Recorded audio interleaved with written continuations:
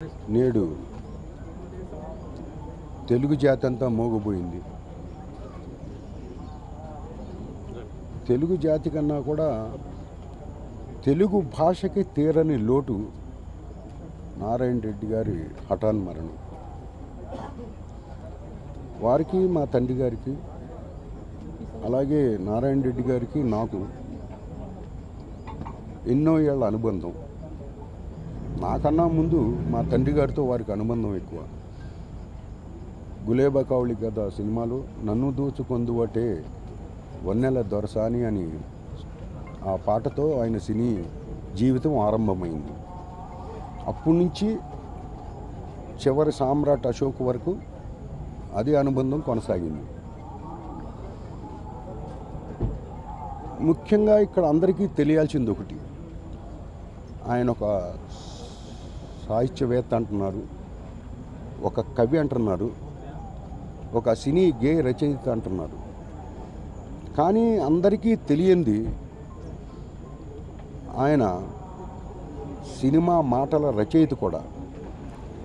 ఇది ఎవరికీ తెలియదు. ముఖ్యంగా ఆయన మొట్టమొదటగా నేను అనుకుంటున్నాను, మా నాన్నగారు కాంతారావు గారు నటించిన ఏకవీర సినిమాకి ఆయన డైలాగ్స్ రాశారు సినిమాకి. దాని తర్వాత మా నాన్నగారు బాలకృష్ణ నటించి రామకృష్ణ సినీ స్టూడియోస్ నిర్మించిన అక్బర్ సలీం అనార్కలి సినిమాకి మాటలు రాయటం, సినిమాకి మాటలు రాయటం జరిగింది. ఆయన ఆ సినిమా మొత్తం పాటలు కూడా వారే రాయటం జరిగింది. అలాగే నా సినిమా బ్రహ్మం తాత చెప్పింది ఈ సినిమా కూడా, తల్లా పెళ్ళామ సినిమా కూడా వారే పాటలు రాయటం జరిగింది.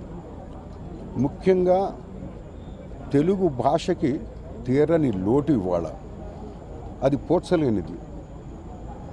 మనమందరం ఆశ్చర్యం ఒకసారి ఆలోచించాలి. తెలంగాణ ప్రాంతంలో ఒక మారుమూల పల్లెలో పుట్టి ఉర్దూ మాధ్యమంలో చదివి తెలుగులో మరి పాటలు రాయటం, గేయ రచయితగా, మరి సాహిత్యవేత్తగా, ఒక విమర్శ వచ్చే విమర్శకులుగా కూడా ఉన్నారు. ఒకప్పుడు నాన్నగారికి వారికి ఒకటి జరిగేది సంభాషణ, ఏమండి ఇది కాదండి అంటే అది కాదని నాన్నగారి దగ్గర నిర్మోహమాటంగా చెప్పే వ్యక్తి ఆయన. అలాగే ఎంత పెరిగినా ఎంత ఒదిగుండాలన్నది కూడా మరి వారి దగ్గరే ఉంది. ఇప్పుడు మనం ఒకసారి ఆలోచించాలి. నారాయణ రెడ్డి గారు రండి అని ఒకసారి కూర్చోబెట్టుకుని, ఏమండి దుర్యోధనుడు ఎక్కడన్నా పాటలు పాడతాడా అని అడగటం, ఇది ఎక్కడా జరగలేదు అంటాం. ఇది చిత్రం కదా, బళారే విచిత్రం అని వారు చెప్పడంతోనే ఆయన చిత్రం బళారే విచిత్రం అని మరి దుర్యోధనుడికి యుగళ గీతం రాయటం జరిగింది. మరి అలాగే పాండవ వనవాసంలో భీముడికి ఒక పాట రాయాల్సి వచ్చింది. కాదమ్మా. అలాంటప్పుడు ఏమిటి రాయాలి అంటే నారాయణ రెడ్డి గారు అన్నారు, వారు ఏదో రాసుకొచ్చారు. ఇది కాదు నారాయణ రెడ్డి గారు, ఈ సినిమాలో చిత్రం బళారే విచిత్రం అన్నట్టుగా చాంగురే అని ఒక పాట రాయాలండి అన్నారు.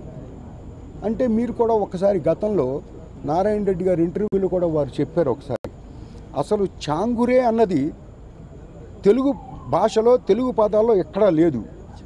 అయినా సరే దాన్ని స్ఫూర్తిగా తీసుకుని చాంగురే బళా రాజా అని మరి శ్రీకృష్ణ పాండయంలో భీముడికి పాట రాయటం జరిగింది.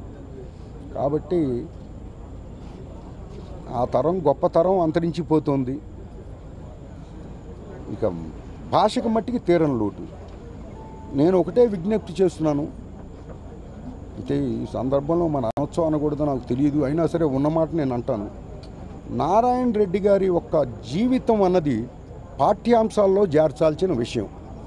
అక్కడ నందమూరి స్వర్గీయ నందమూరి తారక రామారావు గారిది పాఠ్యాంశాల్లో ఎలా చేర్చాలో ఇక్కడ కూడా వారిది పాఠ్యాంశాల్లో చేర్చాల్సిన అవసరం ఉంది. అలాగే వారి కుటుంబ సభ్యులందరికీ నా సానుభూతి తెలియజేస్తున్నాను. వారి ఆత్మశాంతి చేకూరాలి.